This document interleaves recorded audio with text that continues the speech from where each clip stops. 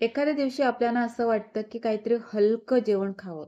मग त्या दिवशी आपण भाताबरोबर खाण्यासाठी हा कढी पकोड्याचा बेत बनवायचा. एकदम छान पर्याय आहे. पकोड्यासाठी इथे अर्धी वाटी चण्याचं पीठ घेतलंय. त्यात थोडासा ओवा घालायचा, हळद, लाल मिरची पावडर, कांदा,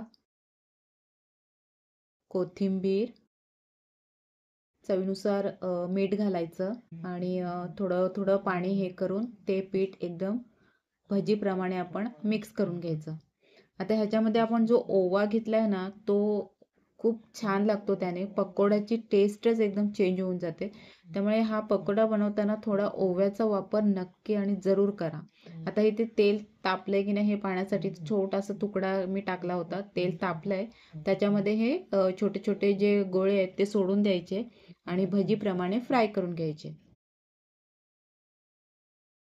तेलामधले हे पकोडे फ्राय करून झाले ते मी आता साईडला काढून घेते. या वाटीत मी अर्धा लिटर ताक घेतलंय आणि ह्या छोट्या वाटीत 3 चमचे बेसन घेतले.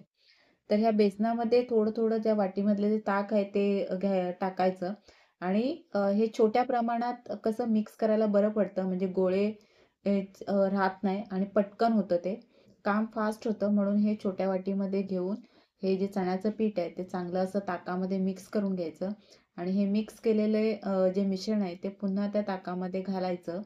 त्याच्यामध्ये थोडीशी हळद घालायची आणि त्यानंतर ताक हे चांगलं मस्त असं घुसळून घ्यायचं. आता ह्या कढईमध्ये थोडंसं तेल घेते फोडणीसाठी. जिरं, अद्रक, मिरची, कढीपत्ता, हिंग, खमंग फोडणी मस्त अशी तडतडून घ्यायची. सगळं जिरं वगैरे फ्राय झालं की गॅस बंद करायचा किंवा एकदमच स्लो तरी ठेवायचा.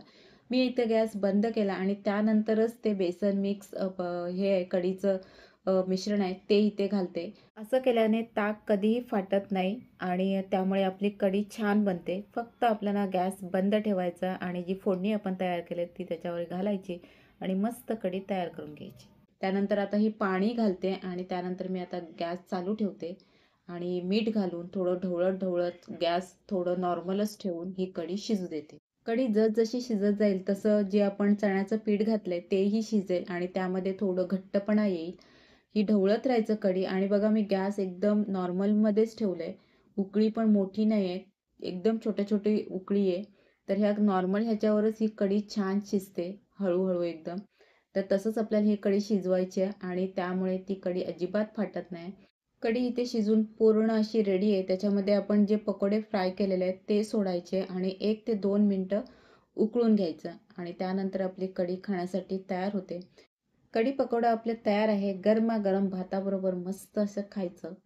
आता उपवास येतील, श्रावण महिना चालू होईल त्यामुळे हे असे कढी, डाळ असे वेगवेगळ्या प्रकारचे खायला खूप मजा येईल. अशा दररोजच्या जेवणाच्या साध्या सोप्या असणाऱ्या ह्या रेसिपीज ज्या आपण रोजच्या जेवणामध्ये आपण करू शकतो, ह्या रेसिपीज यापुढे येत राहतील. त्या पाहत राहा आणि ही रेसिपी पाहिल्याबद्दल थँक यू. आवडली असेल तर लाईक करा.